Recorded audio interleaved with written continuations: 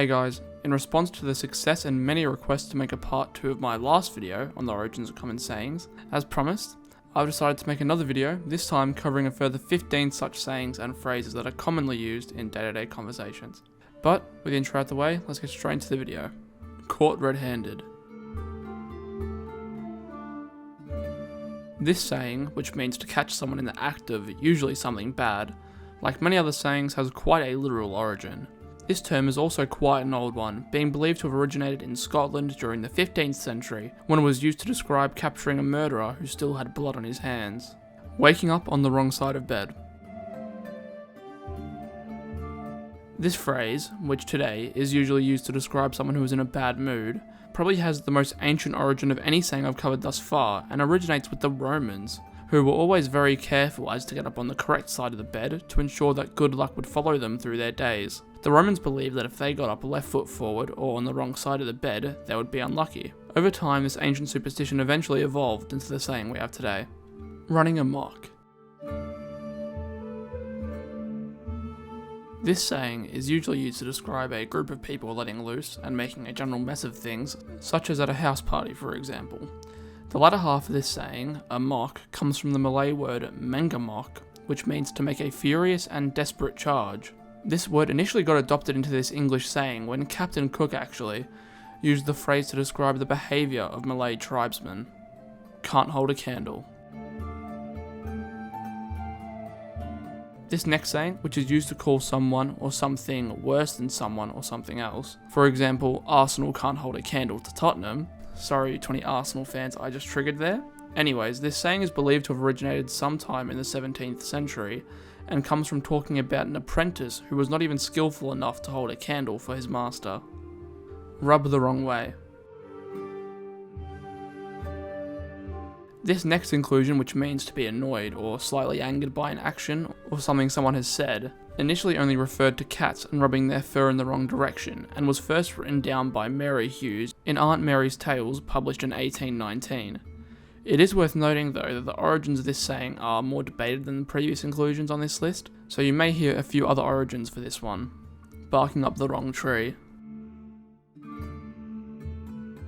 This saying, which means to be looking in the wrong direction or following the wrong path, similarly to a lot of the other sayings I've covered, this one also has a quite literal origin, as it's believed this saying originated in the 1800s and relates to hunting with packs of dogs. If the hunters were chasing raccoons or something else that runs up into trees and tricked the dogs into thinking they were up when they weren't, the dog would be barking up the wrong tree and the odds are that the prey escaped. Bury the hatchet. This phrase, which means to make up with someone or make peace with an enemy, has a pretty interesting and unique origin as far as the sayings I've covered so far. This one is believed to have come from a practice used by some Native American tribes who, when two previously warring tribes met for peace talks, their respective chiefs would bury a war hatchet in the ground in order to signify their agreement. Show your true colours.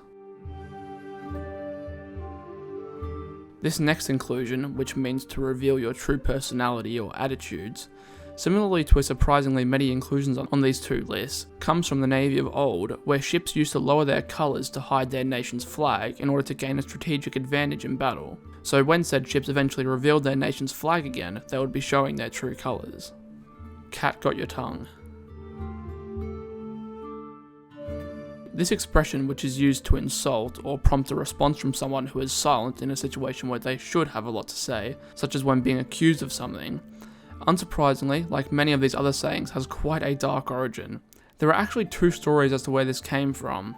The first one posits that it could have come from a whip called Cat o' Nine Tails, that was used by the British Navy for flogging and often left the victim speechless, with the second one arguing that it may have come from ancient Egypt, where liars' tongues were cut out as punishment and fed to cats. This one might actually have the darkest origin of any we've covered so far, but let me know what you guys think in the comments. Big wigs. This next one, which means someone important, often in a political context, is believed to have come from the 18th century, when the most important political figures would often wear big wigs, as was the fashion of the time. Blood is thicker than water. This saying, which nowadays is used to say that blood relationships and loyalties are the strongest and most important, or in other words, your family are more important than your friends, was first recorded in the 12th century when German philosopher Evan Franklin used it to say that people who are related have stronger responsibilities toward each other than those outside the family, which is essentially the exact same thing as it means today. One for the road? This next phrase usually relates to having one more drink before leaving somewhere, in most cases heading home. This saying also has quite a dark origin, as during the Middle Ages it is said that condemned people were taken through what today is known as Oxford Street in London to their execution. During this final trip, the cart would stop and they would all be allowed to have one final drink before their death. Honeymoon. This one is pretty much just a word now, not really a saying, but anyways.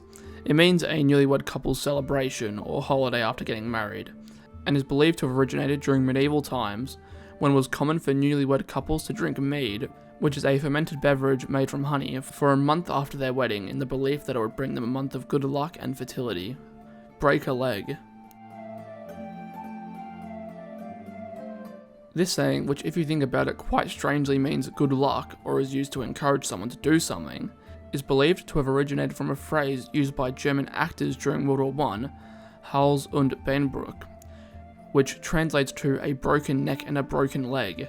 You may find it odd that this was meant to mean good luck or be a positive saying, but as it turns out, popular folklore from the Middle Ages encouraged people to wish others bad luck, as it was believed that wishing someone good luck would tempt evil spirits. So this saying originated with people telling each other to break a leg or something to that effect in the hopes they wouldn't. Bless you.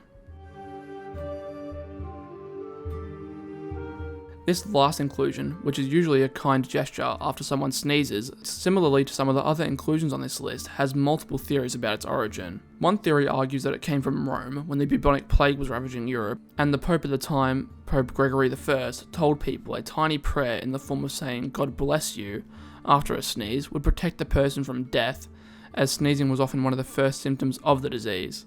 Another theory argues that it actually came from the medieval belief that evil spirits were able to enter someone's body during a sneeze, and thus people would say "bless you" or "God bless you" in order to prevent that from happening. Well, that's the end of the list, guys. There are honestly still tons of sayings and expressions out there that I haven't covered yet, so if you'd like a part 3, please do let me know in the comments. I also want to take this opportunity to thank you guys for the huge response to my last video on this topic, and I've tried to implement some of the feedback from you guys that did leave comments, so thank you to those people in particular, as those kind of comments do really help me improve the channel as a whole. But anyways, with that being said, thank you so much for watching, and I hope you all have a great day, night, wherever you are, and I hope to see you in the next one.